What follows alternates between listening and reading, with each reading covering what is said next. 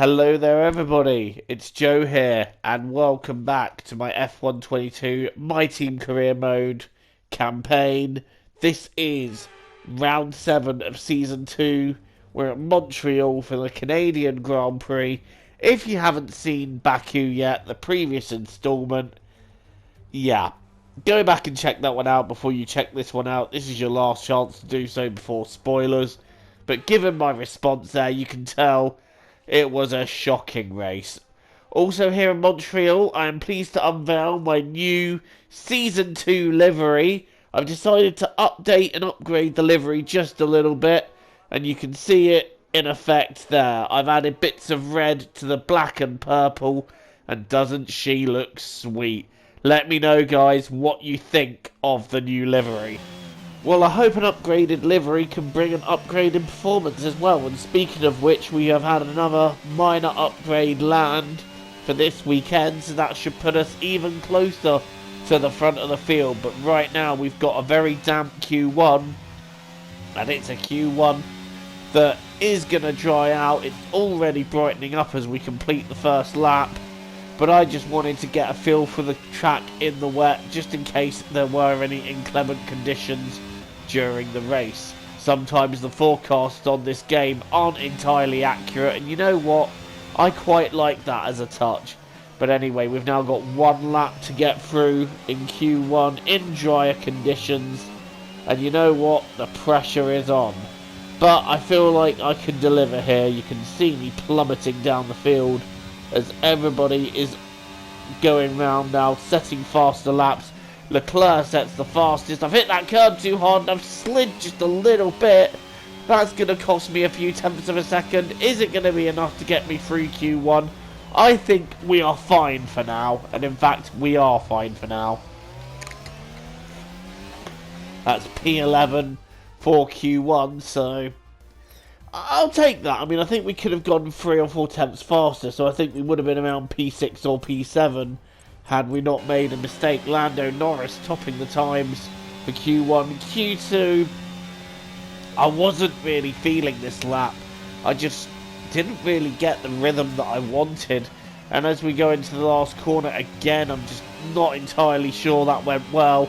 And in fact, I backed the wall of champions on the exit. But is it going to be enough? No, it is not. We will be starting the Canadian Grand Prix from P12, and we have got it all to do. And my teammate Oscar Piastri, you will notice, has out-qualified me here as well. Fresh off his first point in Azerbaijan, he's definitely going to want to add to that tally here for the Canadian Grand Prix. We've got it all to do, but hey, I feel more confident with the pace. It's just that lap didn't go well for me, so we'll see how it ends up in the race. We're back once again beside the St. Lawrence River here in Montreal for the Canadian Grand Prix. The event first moved to a variant of this track back in 1978. It was won by none other than Gilles Villeneuve, the first Canadian to ever win his home race, and in whose honour the circuit would be renamed. We'll be seeing top speeds of around 210 miles per hour here at the circuit Gilles Villeneuve, with around 2/3 of the lap taken at full throttle.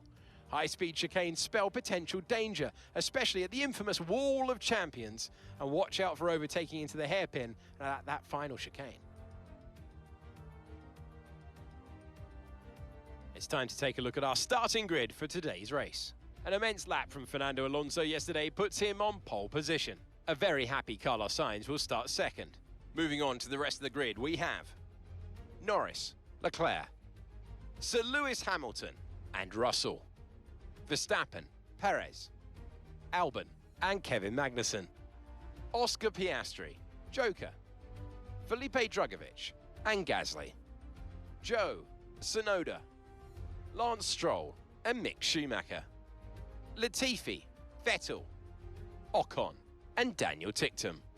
It's almost time for the lights to go out, so let's head down to the track where preparations are underway. Now, Natalie Pinkham, I wonder, might we be in for some early pit stops today from the midfield teams, trying to put pressure on or disrupt things for the leaders up front? If you're in the middle of the pack, you know, you've got your own race to run. I don't think they're going to be thinking about causing trouble up front. However, closer to the head of the pack, don't be surprised to see some split strategies. The formation lap gets underway and every driver will be looking to settle in for the race ahead, making sure their car is ready for the battle once the lights go out.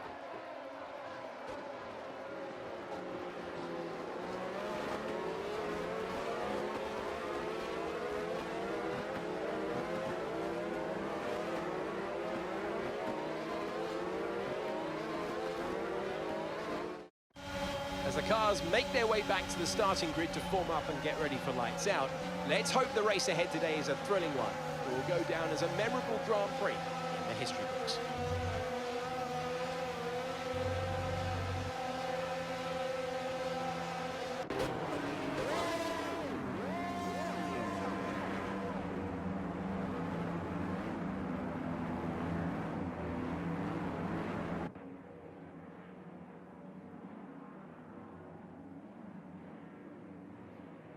The Canadian Grand Prix, one of those races where anything can happen. You got the walls very close, it's quite a fast circuit. What's going to happen here when the lights go out? It's lights out and away we go. Alonso's really not got a good getaway at all from pole position. The championship leader really floundering on the start, and he's lost the place to Carlos Sainz, and he's just about going to hold on to P2 from his teammate Lando Norris. Meanwhile, here's Oscar Piastri trying to make gains off the start. Oh, there's a shunt at the back there. What has happened? We're going to have to switch to our POV now, but we'll find out what happened there. 5 lights go on. It's lights out and away we go for our POV. We got a great launch there. Piastri really not getting away. Look at Drugovich finding his way through though. Out of all the starters there, the best starter was definitely Drugovich. He tried to find his way between us, but there was no way for him to go. And look at this, I'm being forced onto the grass by Magnussen, and I'm having to back out of that, and I've got hit up the back. And that is by a very unsuspecting Pierre Gasly, who wasn't expecting me to brake there. I admit I broke a bit early, but I was braking to avoid hitting the Haas, and Gasly just not anticipating that at all, and that's quite a nasty hit for him.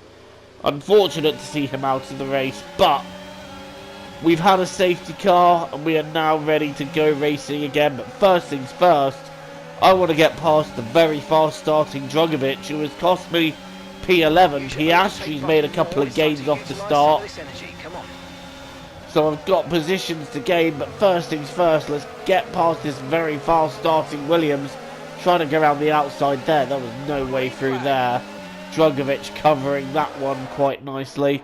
And meanwhile, you can see Carlos Sainz has got the perfect restart off the safety car, and he's already starting to pull away from Fernando Alonso, who's on the soft tyres, so that's clearly not working out for Alonso at all.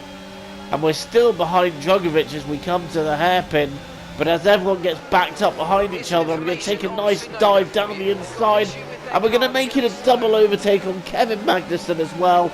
We complete that move, and we hear that Yuki Tsunoda has got some problems with his car, so that's unfortunate for him.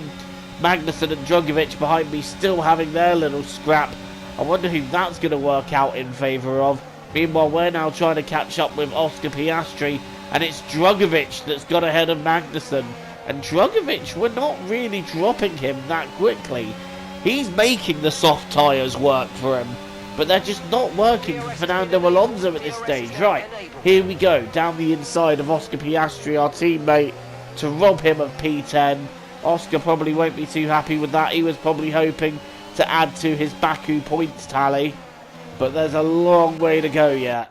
Meanwhile, what's this we're watching? We're now watching me shaping up and taking a dive down the inside of Sergio Perez and moving up into P9. And look at that, Piastri's getting ready. He fancies a go on Perez too. Meanwhile, Alonso's decided that those soft tyres were not working out. He's made an early pit stop to get rid of them. Sainz has disappeared halfway up the road. Also into the pits is George Russell. So he too starting on the soft tyres. That's just not worked out for them, and now they're having to commit to a 2-stop. So that's bad news for them. And speaking of bad news, Mick Schumacher's blown up. He is out of the race. Further disappointment for Michael Schumacher's son in this Canadian Grand Prix. But meanwhile, we're chasing down our main rival of the season, Alex Albon. And we're going to have another Joe versus Albon fight. This has been the theme for this season so far, is myself and Albon having plenty of battles. And it looks like we're set to have another one here. I'm in his DRS. I'm using overtake. I haven't got an awful lot of it to use though. But at the moment, Albon is just carrying enough momentum for me to not be able to get by. Piastri's now up to 9th, courtesy of the 2-stoppers. So when they cycle back round, they've got to pass my teammate, and he's going to want to hold on to points here. But we're now shaping up a move on Alex Albon. It's not going to happen down the inside here, but I wonder if I can get more momentum on the outside. Can I get it to the inside here? No! Albon covering me off quite well there. He is not letting me go easily. And we're now watching Fernando Alonso making his way through. After making that early stop, he's having to make his way through some of the back marker traffic. He is now overtaking Sebastian Vettel for P12. Sebastian Vettel doing his best to defend that. This is a battle between champions. Respect shown. Hard fair racing, but Alonso eventually getting past him. And speaking of getting past, that's me getting one up on Alex Albon for P6. And Albon's, well, he's not giving up easy, is he? He's trying to stick one back down the inside of me there. Not happening. Yes, I've given him the space, but he just wasn't able to use it.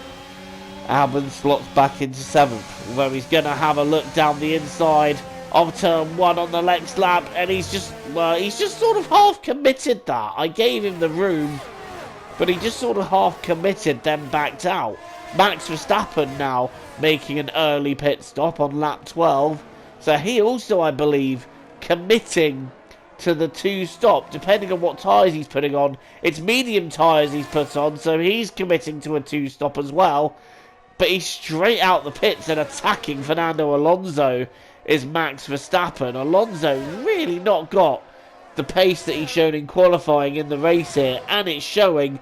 Verstappen and Alonso going wheel to wheel here, but it's going to be around the outside of the hairpin that Verstappen manages to pull the overtake off on the double world champion. And meanwhile, I've taken over the lead of the race very temporarily while the rest of the field make their stops. And you know what? My pace is not too shabby here either. I was low-key hoping for a safety car and staying out for a couple of laps longer just to try and hope for a safety car, just because I knew the pace was there. It didn't happen, however, and we were still able to get out of ahead of our main rival Alex Albon, so that's a plus. An even bigger plus is that Sergio Perez is now out of the race, so we don't have to worry about attack from him. And that, of course, puts Piastri a place higher. He's now covering P8, but he's now got Fernando Alonso behind him. The wily old fox who is not going to stay behind and take no for an answer. Here comes Alonso round the outside of turn 1. Piastri trying to holding out around the inside, but Alonso's just got the better traction and he is through up into P8. George Russell is now attacking my teammate Oscar for P9. And you know what? I'm just thinking, let them go. They've got a traction advantage. You're not fighting them. Just bring back P10. Bring back another point. And we'll take it from there. Here comes George Russell. Oh, Piastri's gone wide there, hasn't he? Let's have another look. I think Oscar made a mistake. Yeah, he did. He locked up his tyre. He went wide. And George Russell tried to get the move straight away done. But Oscar coming back on into his path a little bit there. Little bit cheeky from our teammate, but George Russell's going to have that done by the end of the straight. He's going to dive up the inside of the chicane, and Piastri will just have to settle in there. Hopefully, though, he can hold on to P10 and bring back that point. Meanwhile, our pace, once the two stoppers made their second stop, we are matching, or pretty much matching, Hamilton and Leclerc in third and fourth. So these upgrades really working. The pace is there. If only we'd started higher on the grid, maybe we could have bothered them a little bit more in this race. Verstappen is behind us and he is catching, but he's not catching quite as quickly as you would think he is. Anyway, we've now got Fernando Alonso going up against Alex Albon, and he'll be wanting to finish as high as he can so as not to lose too many points to me. But the problem is he's now got Fernando Alonso and George Russell behind him on faster and newer tyres. That was pretty effortless for Fernando Alonso, but he's got it wrong on the exit, and that's not only putting Albon on his rear, it's putting George Russell on the rear of both of them. George going down the inside. Has he taken Alonso? Yes, he has. Russell diving down the inside, trying to complete a double overtake. Alonso still there though. He is not giving in, and Alonso down the inside of the right hander. There's some argy-bargy going on there, but Alonso just keeping the place. He was not going to let George Russell through there at all, and that was a little bit rude. But meanwhile, it is the last lap for us, and it looks as if it's going to be a very solid P5. The pace was there all race, and I feel like I said, if we'd have had a higher grid start, we probably could have bothered those in front of us. We did back out towards the end just to bring the car home. It's P5, it's 10 points, it's a great result from Montreal. I am very happy with that, and that brings us one step closer to getting on that podium. The pace is there, guys. I can feel that big result coming soon. That's it then for another magnificent Canadian Grand Prix, and they have hung on to take a sublime victory here today.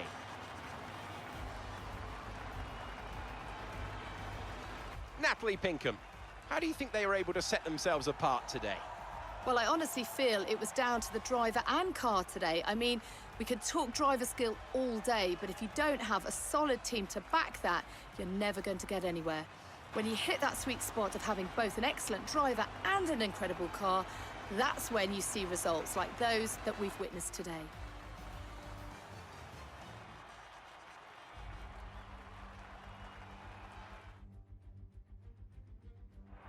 Looking at the podium, you can see that red suit, familiar to fans across the globe. A world-class win for a world-class team. Ferrari, do it again.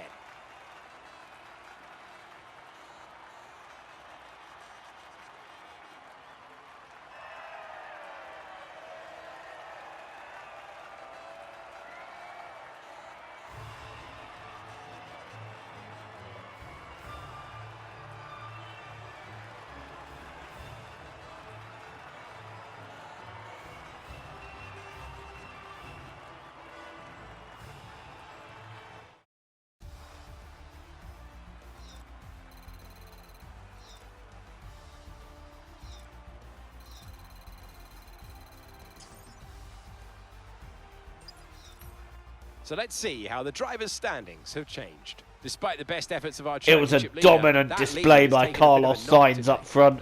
Nobody was getting anywhere near him all throughout that race. Lando Norris finishing second, Hamilton third, Leclerc fourth, and I finished fifth. But look, we were only 13 seconds off the lead. The pace is getting there. I feel like the podium position that we really want to finish in, it's coming. It's really coming. And with Piastri getting a point as well, and Albon only able to finish P9, that's some crucial points against Alpine as well. So we're going to go to the standings and have a look. That extends my gap to Alex Albon in the standings.